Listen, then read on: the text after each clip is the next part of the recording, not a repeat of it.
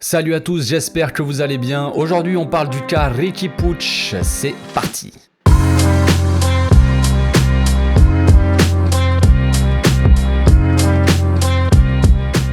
Au passage, n'hésitez pas à vous abonner si vous kiffez mes vidéos les gars, c'est le meilleur moyen de me soutenir et ça fera plaisir à tonton. Que se passe-t-il avec mon petit Riqui? Peu importe le coach sur le banc, le gamin a l'air de convaincre personne malheureusement. Avec Koeman, il y avait eu une rumeur d'histoire avec ses filles et tout ça, mais avec Xavi c'est quoi? Il voit sa femme en secret?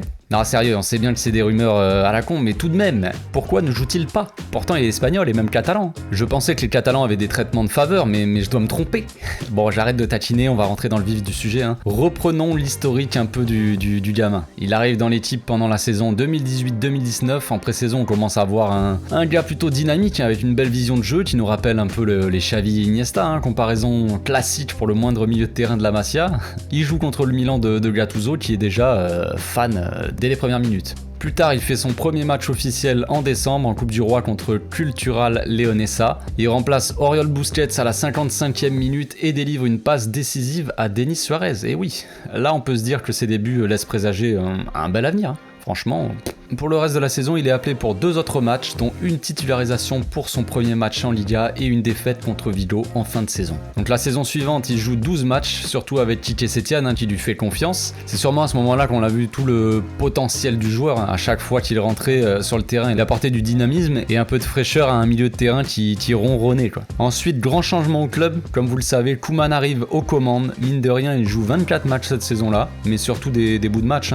Il joue 600 minutes en 24 matchs alors que la saison d'avant c'était 580 minutes avec 12 matchs en moins. Bref, petit à petit Riqui Puig disparaît totalement. Ça coïncide aussi avec l'arrivée de Pedri, mine de rien, qui s'impose assez rapidement comme incontournable au milieu de terrain. Moi, ce que je reproche à Koeman, c'est qu'il a cramé Pedri alors qu'il pouvait quand même le faire un peu souffler et mettre Riqui à sa place de temps en temps. Bref, cette saison, il joue 4 bouts de match avec Koeman. Déjà, ce que Sergi Barjuan fasse l'intérim. Sergi le fait rentrer 20 minutes pour son premier match sur le banc. Peut-être une volonté de lui donner sa chance à nouveau et l'occasion de montrer qu'il peut être important pour l'équipe. Le match suivant, Ligue des Champions, où il ne joue pas, alors qu'il rentre 30 minutes contre le Celta Vigo pour le dernier match de Barjuan sur le banc. Xavi arrive enfin et pour son premier match sur le banc, il donne à nouveau du temps de jeu à Riqui. Encore une volonté de tout remettre à zéro et donner sa chance un peu à tout le monde. Ensuite, il a joué 5 matchs, dont 90 minutes en Liga contre Mallorca, il n'y a pas si longtemps que ça, où il sort franchement un bon match. Xavi décide de le mettre titulaire en Copa sur le match d'après, et là, le petit Riqui nous sort une première mi-temps catastrophique, voire dégueulasse. Il sort à la mi-temps et depuis, on ne l'a pas revu, il est porté disparu. Donc avec le retour de Pedri, ça va énormément se compliquer pour lui maintenant. Beaucoup de monde ont critiqué Koeman quand il ne faisait pas jouer Riqui. Moi, ce que je critiquais principalement, c'est le manque de rotation dans l'équipe. Parce que seul un aveugle te dirait que Riqui est meilleur que Pedri. J'imagine qu'on est tous conscients de ce qu'apporte Pedri sur le terrain, alors que pour Riqui, c'est un peu plus flou. Ok, c'est un joueur dynamique qui te réveille une équipe, mais ça, c'est bien quand le match est endormi. Et que l'équipe en face est un peu fatiguée, voilà, tu fais rentrer un mec qui va te bouger un peu tout ça. Mais le problème, c'est qu'en tant que titulaire, il se fatigue rapidement, le gars.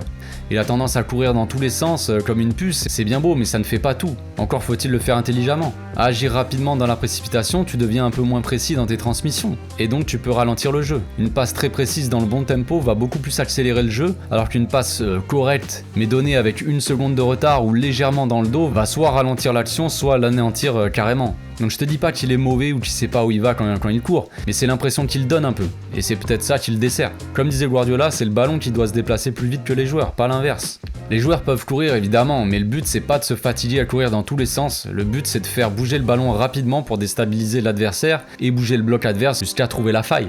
Et quand on perd le ballon, ce qui arrive souvent, en ce moment surtout, il faut avoir du jus pour faire le pressing. Alors si tu passes ton temps à courir inutilement, tu ne pourras pas le faire tout le match. Après il y a le problème physique. Ok, le joueur est petit, mais ça c'est pas vraiment un problème, mais s'il faisait la même taille, mais le gars fait 56 kilos.